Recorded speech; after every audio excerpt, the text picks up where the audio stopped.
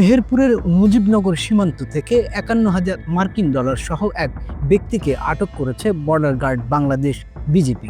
শুক্রবার দুপুরে উপজেলার আনন্দবাস বিওপি দায়িত্বপূর্ণ ফাঁসিতলা এলাকায় অভিযান চালিয়ে তাকে আটক করা হয়। বিজিবি সূত্র জানায়, গোপন সংবাদের ভিত্তিতে জানা যায় ভারতের সঙ্গে সংলগ্ন সীমান্ত দিয়ে ডলার পাচারের চেষ্টা হবে। পরে চুয়াডাঙ্গা ব্যাটালিয়ন ৬ বিজিবি অধিনায়ক লেফটেন্যান্ট কর্নেল মোহাম্মদ নাজমুল হাসানের নির্দেশনায় ভারপ্রাপ্ত কোয়ার্টার মাস্টার হায়দার আলীর নেতৃত্বে একটি দল সীমান্ত মেইন পিলার ৯৯ থেকে ২০০ গজ ভেতরে ফাঁসিতলা এলাকায় অ্যাম্বুশ করে। দুপুর ১২টার দিকে ঘাসের বস্তা হাতে সাইকেল যোগে এক ব্যক্তি শূন্য রেখা এলাকা থেকে আনন্দবাস গ্রামের দিকে এলে বিজিবি তাকে থামানোর চেষ্টা করে, তবে তিনি পালাতে চাইলে ধাওয়া করে আটক করা হয়। তল্লাশিতে ঘাসের বস্তার ভেতর অভিনব কায়দায় লুকানো কালো কস্টেপে মোড়ানো ৫টি প্যাকেট থেকে ৫১,০০০ মার্কিন ডলার উদ্ধার করা হয়। জব্দ করা হয় সাইকেল ও একটি বাটন মোবাইল ফোন। বিজিবির হিসেবে উদ্ধারকৃত ডলার ও অন্যান্য সামগ্রীর আনুমানিক মূল্য ৬২,১৫৪০ টাকা। এ ঘটনায় বিজিবির নায়েক সুবেদার হারুনুর রশিদ বাদী হয়ে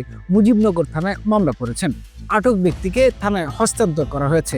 আদালতের নির্দেশে ডলারগুলো মেহেরপুর ট্রেজারি অফিসে জমা দেওয়া হয়েছে।